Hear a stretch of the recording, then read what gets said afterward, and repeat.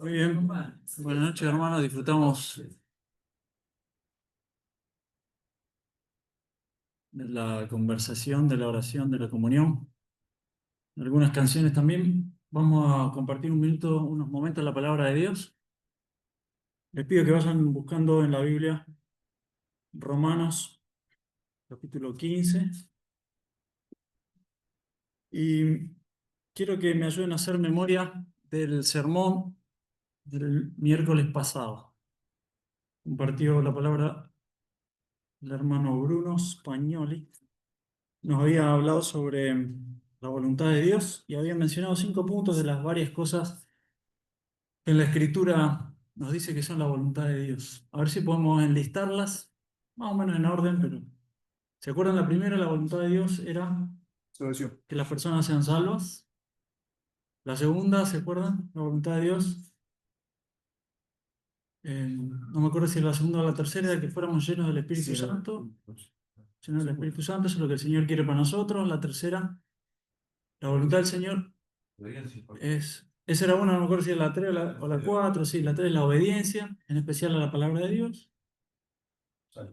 La cuarta, claro, santificación o pureza, digamos, en la cuarta, y la última, la voluntad del Señor es el servicio, que le sirvamos, ¿no?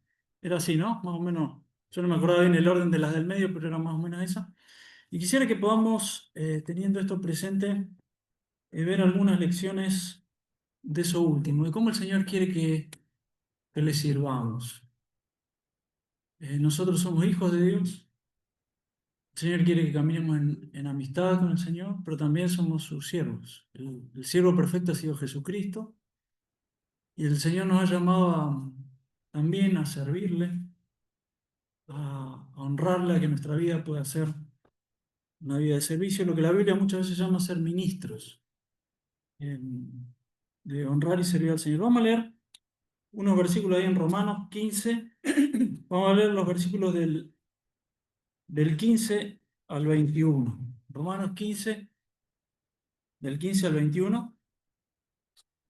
Y dice Pablo, os he escrito, hermanos, en parte con atrevimiento, como para haceros recordar, por la gracia que Dios me es dada, para ser ministro de Jesucristo a los gentiles, ministrando el Evangelio de Dios para que los gentiles les sean ofrenda agradable, santificada por el Espíritu Santo. Tengo pues de qué gloriarme en Cristo Jesús en lo que a Dios se refiere, porque no osaría hablar sino de lo que Cristo ha hecho por medio de mí, para la obediencia de los gentiles, con la palabra y con las obras, con potencia de señales y prodigios, en el poder del Espíritu de Dios. De manera que desde Jerusalén y por los alrededores hasta Ilírico, todo lo he llenado del Evangelio de Cristo. Y de esta manera me esforcé a predicar el Evangelio, no donde Cristo yo hubiese sido nombrado, para no edificar sobre fundamento ajeno, sino como está escrito, aquellos a quienes nunca les fue anunciado acerca de él verán, y los que nunca han oído de él entenderán. Muy bien, ese es el pasaje que quiero que miremos, lo vamos a leer de nuevo, vamos a ir parando en algunas palabras que nos viene bien para aclarar el significado. Lo primero que quiero decir es que Pablo estaba escribiéndole a los hermanos de Roma, él no estaba en Roma, y no los conocía. Pablo era un apóstol del Señor, uno de ese grupo selecto especial que Dios eligió para que fueran los continuadores de la obra de Cristo, los depositarios del testimonio que iba a quedar en el Nuevo Testamento, aquellos a los que les dio la posibilidad de hacer ciertos milagros y señales que autenticaban que el mensaje de Dios autorizado de Jesucristo se proseguía, se propagaba por estos siervos autorizados. Los milagros y las señales tenían ese objetivo. Hoy nosotros tenemos el Nuevo Testamento, pero fue por boca de ellos y a través de ellos y mediado por algunos apóstoles, a veces otras personas que eran profetas pero no apóstoles, pero siempre con la mediación del grupo de los apóstoles que nos quedó el Nuevo Testamento. Por eso se le llama la doctrina de los apóstoles a lo que nosotros creemos, ¿no? Y Pablo era uno de esos, con una comisión especial. Él había visto a Cristo resucitado, se le había aparecido especialmente, le había dado instrucciones específicas y él tenía un ministerio específico. Y entonces él escribe a unos hermanos que no conocía de una iglesia que había sido fundada por otros, pero que él sentía que era el peso de su responsabilidad. Vamos a leer de nuevo el pasaje y vamos a parar en algunas palabras. Mas os he escrito, Romanos 15:15, hermanos, en parte con atrevimiento, como para haceros recordar, por la gracia que de Dios me es dada para ser ministro de Jesucristo. Ministro, la primera palabra que quiero parar. Nosotros hoy la palabra ministro la usamos para el ministro de Educación, el ministro de Hacienda, porque para nosotros un ministerio hoy es casi una dependencia del Estado, un cierto grupo de algo oficial, pero en la Biblia vemos que la palabra ministro está usada como en el sentido de un servidor. A veces cualquier servicio, un ministerio, a veces algo más, pues, más relacionado con el oficio de la obra de la iglesia, pero el ministro es el siervo de Cristo. Dice ser ministro de Jesucristo a los gentiles.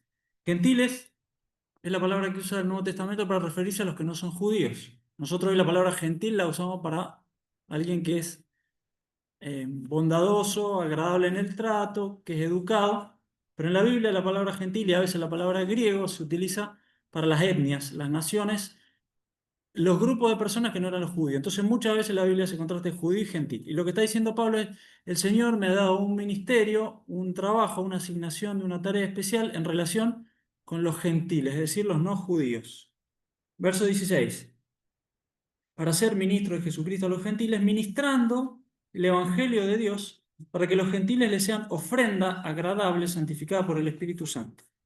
Tengo pues de qué gloriarme, es decir, de qué podríamos decir jactarme o satisfacerme, eso es lo que significa ahí la palabra, en Cristo Jesús en lo que a Dios se refiere, porque no me atrevería, no osaría hablar sino de lo que Cristo ha hecho por medio de mí para la obediencia de los gentiles. Acá obediencia de los gentiles, él está pensando en cómo los gentiles respondieron al Evangelio. El Evangelio es un mensaje de fe. Las personas no es que tienen que obedecer muchos mandamientos para ser salvos, pero es un mensaje que hay que obedecer con fe. El mandato de Dios es que Dios manda a todos los hombres en todo lugar que se arrepientan y que crean. Por eso muchas veces, y en la carta de Romanos varias veces se habla de obedecer a la fe, obedecer al Evangelio. No es que uno lo tiene que cumplir y si en la balanza pone muchas horas, al fin del cuenta uno puede ser salvo.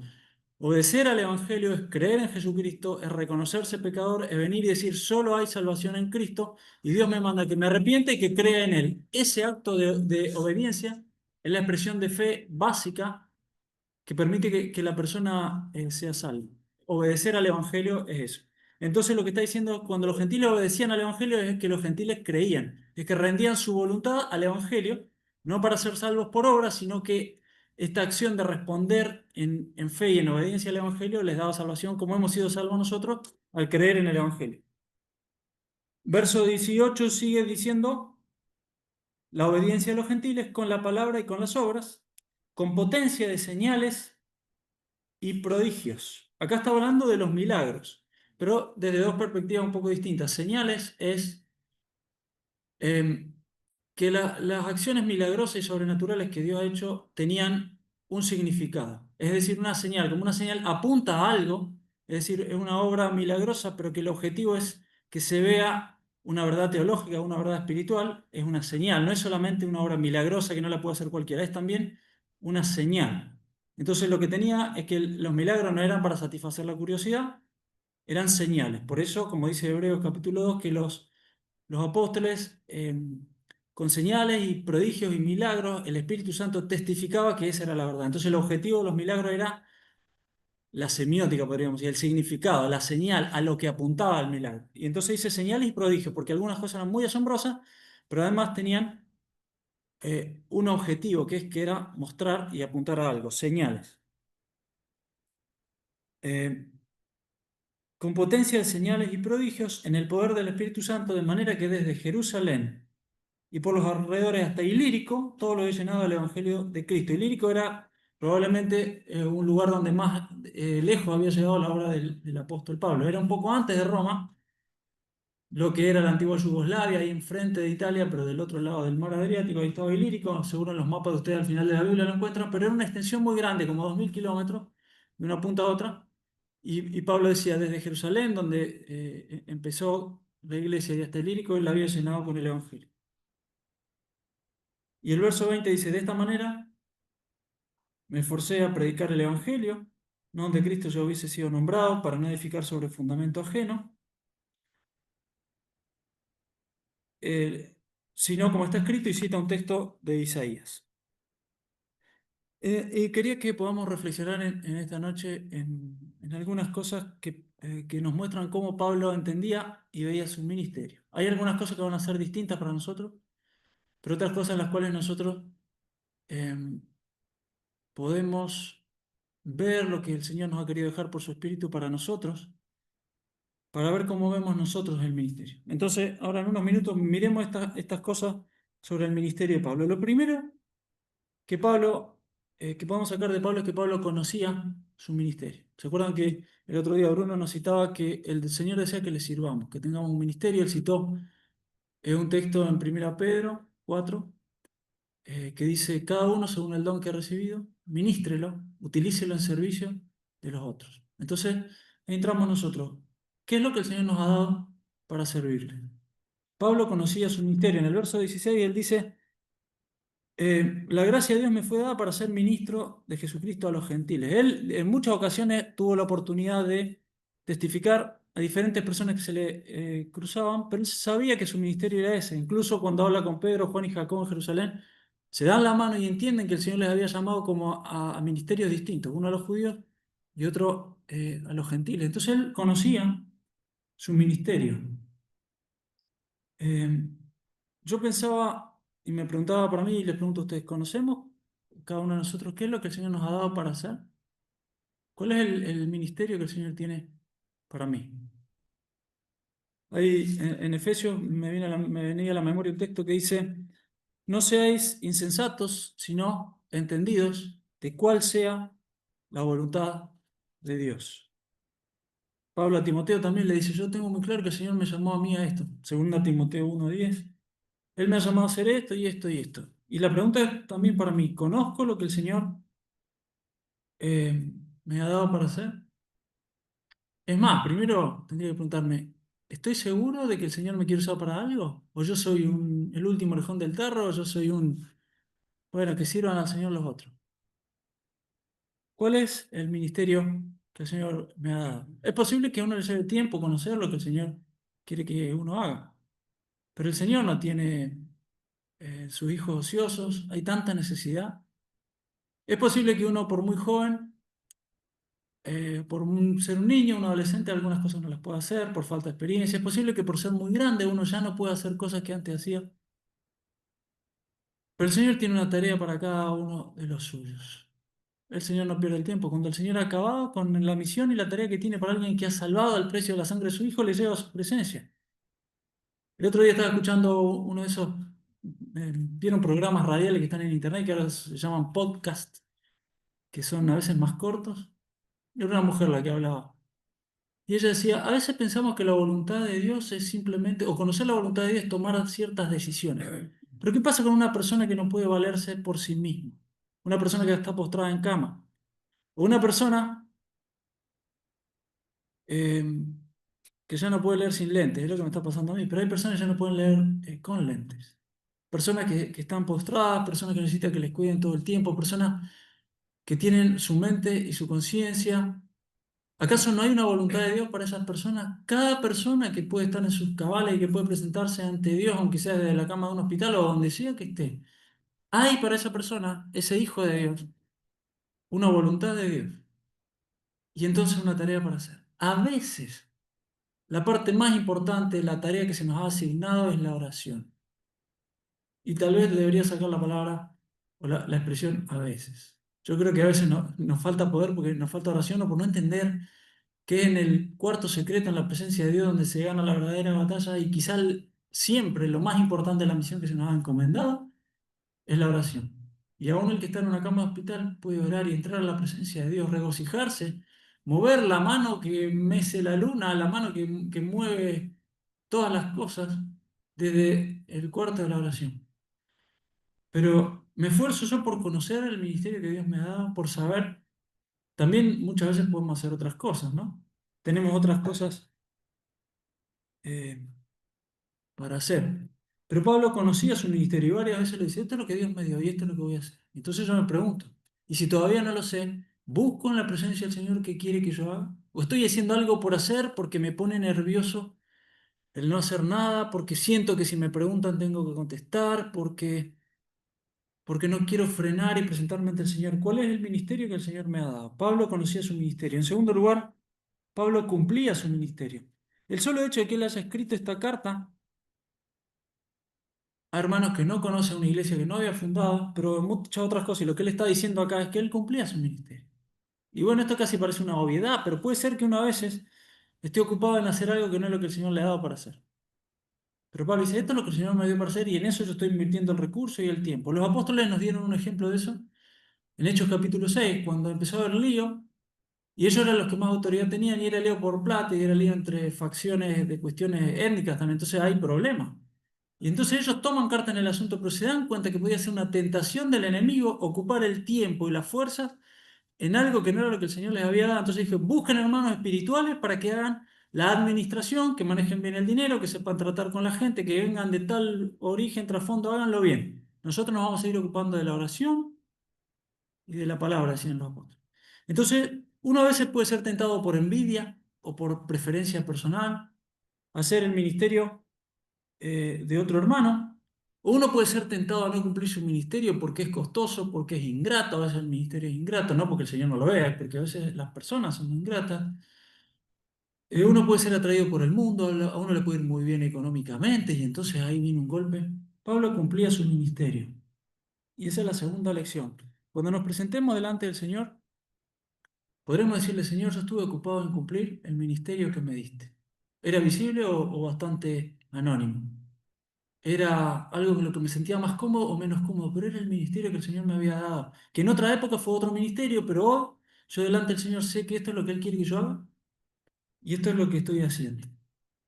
Y lo bueno de esto es que si a veces no sabemos o no estamos, el Señor nos llama con exhortación para que acomodemos las cosas, para que nosotros le busquemos, para que aprendamos, para que nos demos cuenta, para que hagamos como Pablo y podamos decir, este es el ministerio que recibí del Señor y lo estoy haciendo. Mira, hermano, les he escrito esto casi con atrevimiento, dice. No los conocía personalmente, pero él decía, esta es la carga que el Señor me ha puesto. Delante del Señor no me puedo excusar. Nadie me va a poder venir a señalar. Pero yo delante del Señor sé que esto es lo que Él me ha dado para hacer y lo quiero hacer. En primer lugar, conocía su ministerio, cumplía su ministerio. En tercer lugar, tenía objetivos correctos en su ministerio. Ven que el versículo 16 dice, ministrando el Evangelio de Dios para que los gentiles le sean ofrenda agradable, santificada por el Espíritu Santo. Él había entendido que el objetivo no era llenar iglesias, digamos, incluso en esa época ni siquiera las iglesias tenían un lugar para reunirse, eso de construir un propio edificio o alquilar o comprar vino después, pero todavía en ese momento las iglesias se reunían en las casas, a veces en la casa de algún hermano con dinero que podía albergar más personas, o a veces en una ciudad en dos o tres lugares. Su ministerio, ¿cuál era? Eran las personas, eran que las personas pudieran responder al Evangelio en obediencia, que fueran una ofrenda para el Señor y que fueran santificados por el Espíritu Santo.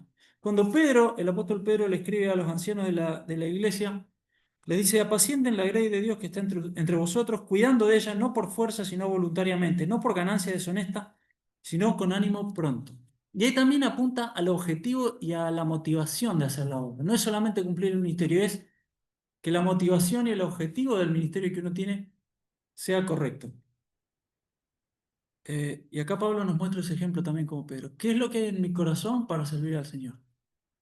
¿Qué es lo que yo busco? Tengo que cumplir un programa, tengo que cumplir, no sé, ciertos objetivos. Me gusta ver ciertos resultados visibles. Quiero que el programa se cumpla bien. O busco que mis motivaciones y mi objetivo sea el que el Espíritu Santo me lleve. Que las personas conozcan a Cristo, que las personas crezcan en Cristo, que el nombre del Señor sea honrado, santificado. Y quizás, digamos, uno está buscando del Señor cuál es el ministerio que uno tiene para hacer. A veces es un ministerio muy silencioso, a veces se ve, pero es el ministerio que el Señor le dio y lo que va a pesar aquel día delante del Señor va a ser la fidelidad, no la visibilidad, no el resultado visible, va a ser el resultado de lo que Dios hizo porque fue por la fidelidad. Y entonces son las motivaciones para el ministerio las correctas.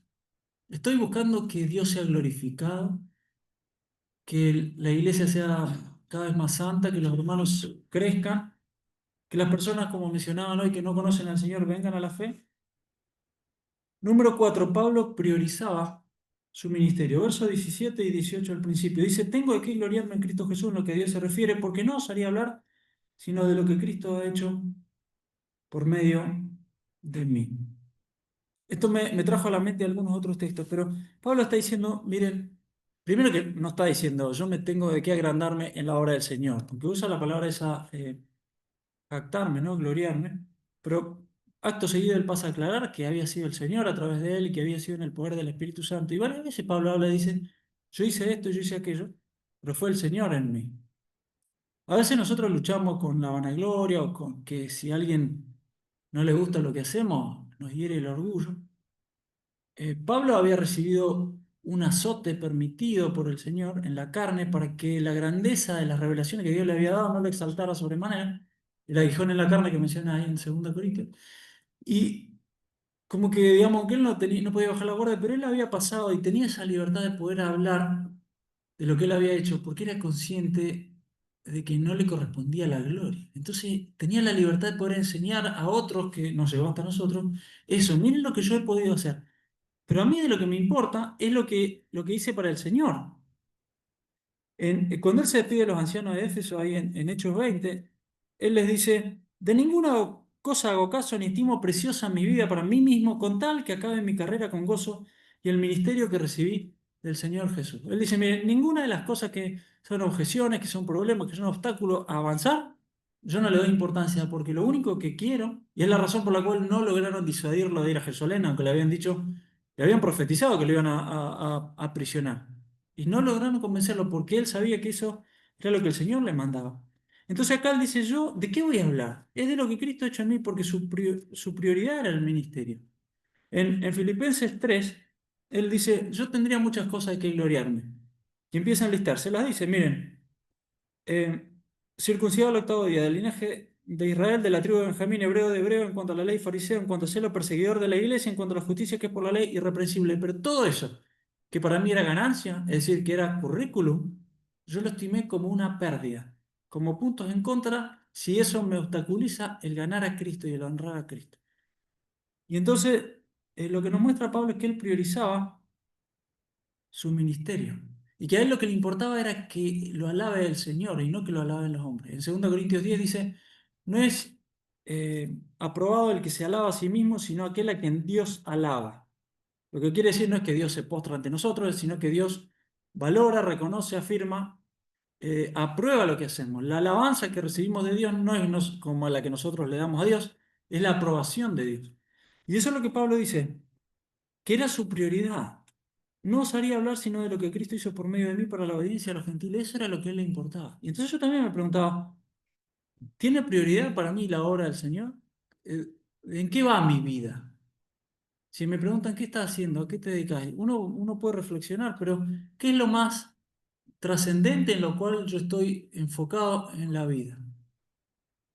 ¿Qué es lo que yo considero bien ganado, bien invertido, capital? ¿Son cosas materiales? ¿O son cosas no materiales que quizás es mejor, pero solo temporales? Y los siervos de Dios, en este caso Pablo, nos muestran que habían entendido que servir al Señor y honrarle, y que era la obra del ministerio, era prioritario. Pablo priorizaba su ministerio. Número 5, la penúltima. El verso 18 y 19 dice, seguimos leyendo, lo que Cristo ha hecho por medio de mí para la obediencia de los gentiles con palabra y con obras, con potencia de señal y prodigio en el poder del Espíritu Santo. Pablo atribuía a Dios el fruto de su ministerio. Él dice, esto lo hizo Cristo y las potencias, señales, prodigios, que son milagros que los otros no pueden hacer, pero que yo he hecho, han sido hechos por el Espíritu Santo. Y no era solamente de la boca para afuera, porque en general cualquier cristiano va a decir por la gracia de Dios, por la gloria de Dios, solo por el poder de Dios, pero puede ser que adentro no diga eso. Nosotros sabemos que no nos podemos agrandar, al menos no se tiene que notar delante de los demás. Pero lo que nosotros vemos es que en su interior él se daba cuenta que el poder y el resultado de la obra era de Dios. Cuando él en 1 Corintios 10 15:10 dice, antes he trabajado más que los otros apóstoles, pero no yo, sino la gracia de Dios conmigo, porque por la gracia de Dios soy lo que soy y su gracia no ha sido en vano para conmigo. Y esto es algo que primero tenemos que entenderlo en la mente y en el corazón, y luego entonces lo vamos a transmitir también. Si nosotros vamos a hacer una obra, la va a hacer Dios. Y entonces la gloria va a ser de Dios. Pero también esto nos tiene que forzar a una dependencia, a un estado de rodillas permanente.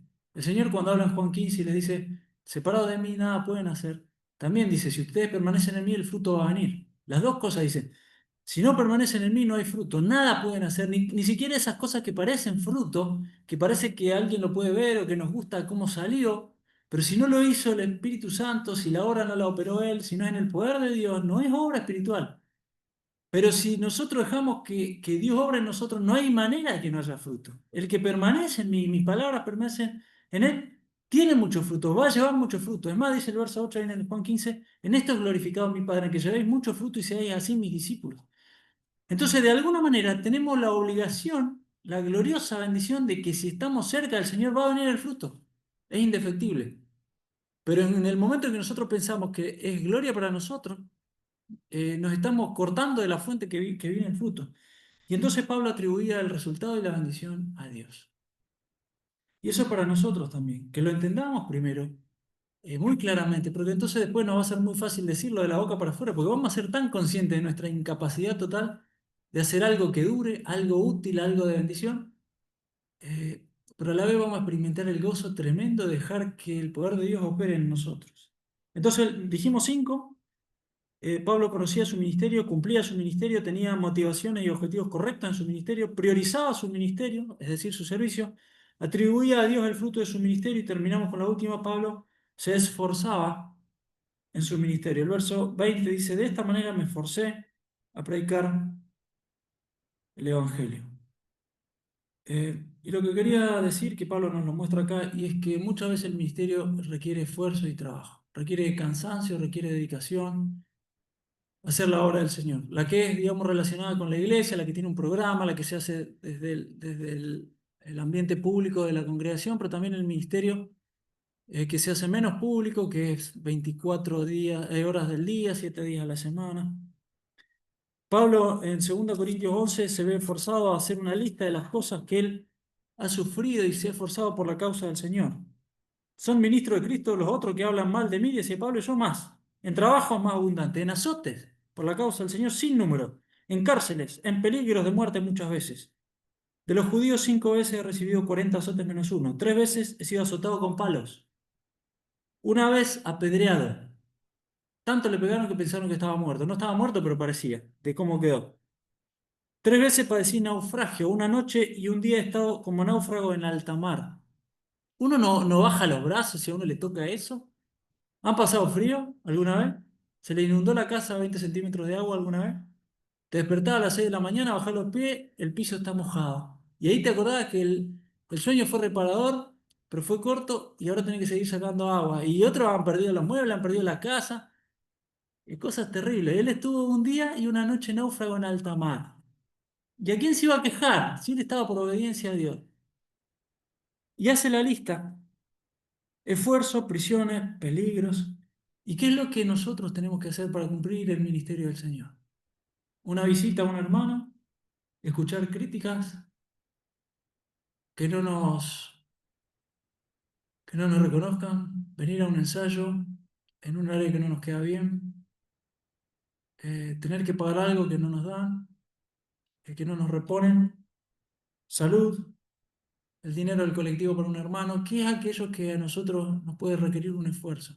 Esfuerzo emocional, esfuerzo económico, esfuerzo físico. Y el Señor dijo, si alguno quiere venir en pos de mí, niéguese a sí mismo. Terrible, difícil eso. Decirle que no al yo morir voluntariamente, a la voluntad propia. Y tome su cruz. La cruz no es acolchada como estos asientos. ¿Qué es tomar la cruz? Es considerarse un reo de muerte y siga. El Señor dijo, no va a quedar sin recompensa, ni un vaso de agua fría, ninguna cosa. Pero el ministerio requiere esfuerzo. Tenemos que ser inteligentes para usar el esfuerzo. Tenemos que saber que el que lo ve es el Señor. A veces los hermanos lo ven, a veces no lo ven. Nosotros como hermanos tenemos que ver el esfuerzo de los otros y reconocerles, pero a veces el nuestro puede que no lo vean. Pero Pablo se esforzó en hacerlo. Y cuando llega el fin de sus días, ya estaba para morir, tenía frío en la cárcel en Roma, segunda Timoteo. Le dice a Timoteo, cuando venga, trae el capote porque seguro lo necesitaba. Estoy para ser sacrificado. La historia nos cuenta que aparentemente no salió de ese encarcelamiento, lo mataron. Pero dice, he acabado la carrera, he peleado la buena batalla, he guardado la fe. Y no hago caso de nada, con tal de que acabe la obra que el Señor me encomendó, que cumpla el ministerio que recibí del Señor. Que sea esa nuestra realidad también, nuestro deseo y nuestra búsqueda de que Dios nos permita saber lo que tenemos que hacer y por su gracia hacerlo con fruto en el poder del Espíritu. Vamos a orar. Padre amado, gracias por tu palabra, por tu ejemplo. A veces recibimos tanto por la vida del ejemplo. Y aquí está la historia plasmada y la enseñanza. Y gracias, Señor, porque tu Espíritu nos abre los ojos para entender. Esa es tu voluntad, como escuchábamos el miércoles pasado, que te sirvamos. Y permite, Señor, que podamos estar haciendo cada uno de nosotros lo que nos ha dado para hacer. Que podamos tener la certeza y el descanso y la alegría de corazón de que estamos haciendo lo que tú quieres. Y que el que nos va a pedir cuentas serás tú, que el resultado lo medirás tú, que el poder para hacerlo y el fruto lo darás tú. La aprobación y la fuerza, el abrazo al alma, el aliento y la firmeza vendrán de ti, aunque nosotros nos gastemos y nos esforcemos. Concede que pueda ser nuestra realidad, Padre amado. Te amamos y te agradecemos. En el nombre de Jesús. Amén. Amén.